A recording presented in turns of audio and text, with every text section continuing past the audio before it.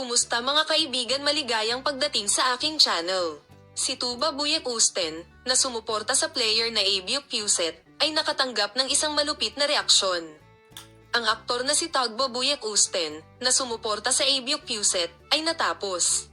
Si Tuba Buyek Usten, na sumuporta sa Abiuk Puset, na tinanggal mula sa serye ng samahan ng TRT dahil sa pagbabahagi ng barcode, ay nakatanggap ng isang sagot sa pagtanggi.